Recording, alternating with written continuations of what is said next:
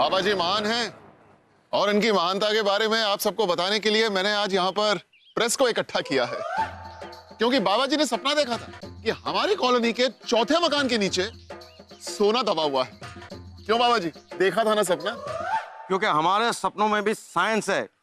लेकिन एक कंफ्यूजन है बाबा जी, और उसका दूर होना इन सबके सामने बहुत जरूरी है, अगर आपकी इजाजत हो तो। हाँ हाँ, क्यों नहीं। हाँ, तो क्या है ना बाबा जी कि हमारे यहाँ पर एक लाइन में 8 मकान।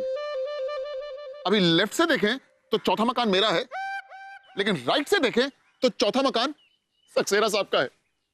तो ऐसा नहीं हो सकता कि सक्सेना साहब के घर के नीचे भी सोना दबा हो?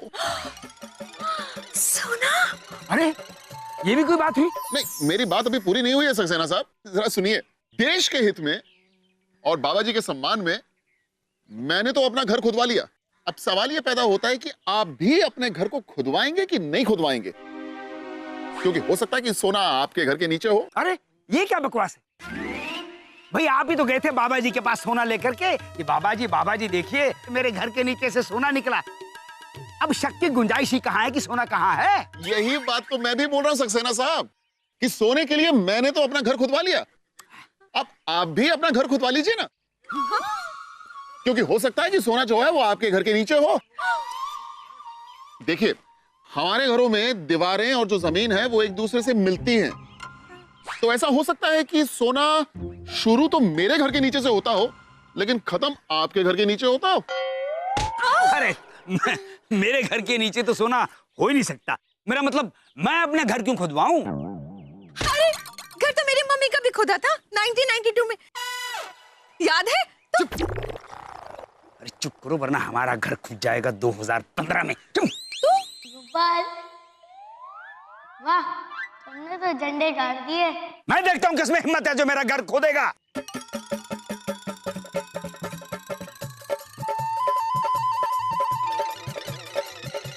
अरे पागल हो गए आप सक्सेना? क्यों? मेरा मतलब कि पागल हो गए आप सक्सेना साहब। देखिए, ऐसा सुनहरी अवसर हमारी जिंदगी में दोबारा नहीं आएगा। जरा सोचिए, हमारा नाम देश के इतिहास में उसी सोने के अक्षरों में लिखा जाएगा जो सोना आपके और मेरे घर के नीचे से मिलेगा सक्सेना साहब। बल्कि ऐसा कीजिए, आप मेरा घर खुदवा दीजिए, मैं आपका घर खुदवा देता हूँ। ये ठीक है। कुदाल, फावड़ा, सब चीज का इंतजाम है मेरे पास। आइए शुरू करते हैं खुदाई, आइए। अरे शर्मा जी, क्या करने जा रहे हैं आप? अरे सुनिए तो सही। हाँ नहीं, अरे समझिए तो सही। नहीं। अच्छा रुकिए तो सही। अरे रुकने का सवाल ही पैदा नहीं होता सक्सेना साहब, क्या बात कर रहे हैं आप? अब तो सोना निकल के रहेगा, चाहे मेरे घर के नीचे से निकले या आपके घर के नीचे से निकले। अरे कहीं सोना नहीं निकलेगा। आप ये बात दावे से कह सकते हैं? मैं दावे के साथ कह सकता हूँ। आप ये बात दावे से कैसे कह सकते हैं? क्योंकि ये नाटक मैंने ही रचा।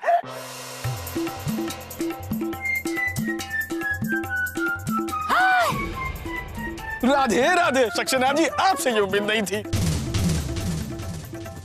जय भगवान, जय भगवान। ओहो, you two be doing this happening, cheater?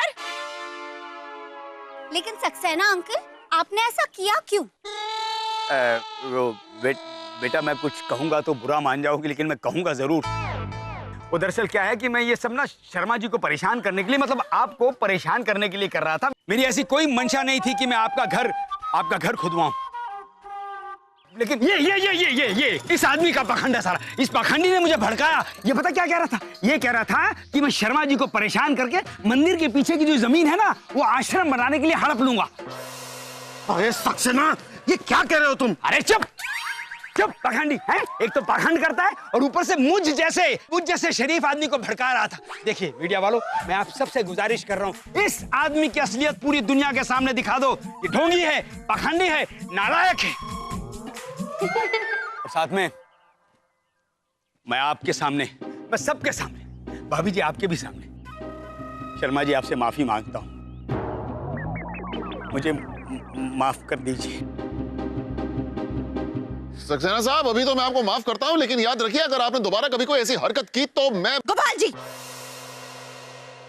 मैं हूं ना आपके साथ, मैं इनकी ऐसी तैसी कर दूंगी। मैं भी।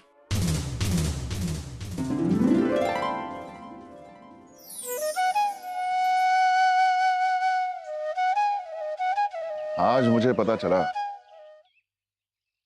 महाभारत में तुमने हथियार उठाए बगैर इतना बड़ा युद्ध कैसे जिता दिया। नहीं गोपाल, आज जो कुछ भी हुआ है ना, वो तुमने ही किया है। नहीं, दुनिया की नजरों में भले मैंने किया हो, लेकिन असल बात यह है कि मेरे मन में विचार बनकर तुम आए, और जो कुछ कहने को मैंने किया वो असल में तुमने किया। गोपाल, महाभारत के कुरुक्षेत्र में भी उस धनुष में बल मेरा था, लेकिन उठाया मेरे पार्थ ने। उस तीर में शक्ति मेरी थी, लेकिन चलाया मेरे पार्थ ने, क्योंकि मैं चाहता था कि मेरे पार्थ सुदर्शन चक्र पर निर्भर ना रहे। आज मैं बहुत खुश हूँ, क्योंकि आज तुमने सचमुच में अपने आप को पार्थ बना लिया। देखा गोपाल, गीता का कहा हुआ भी सच साबित हो गया। अधर्म पर धर्म की विजय हो गई। अच्छा गोपाल, चलो अब इसी बात पर तुम भी बांसुरी बजाना सीख लो। अरे नहीं भाई, ये बांसुरी बजाना मेरे बस की बात नहीं बजाओ, है। देखो बजाना पड़ेगा तुम्हें। हाँ हाँ, लेकिन मैं बजाऊंगा कैसे? मुझे तो इसका बिल्कुल भी। ऐसे रखो। अच्छा, कैसे? ऐसे? हाँ। हाँ, अरे नहीं बज रही मुझसे, ये आवाज तो आ नहीं रही इसमें। आई आएगी, तुम बजाओ।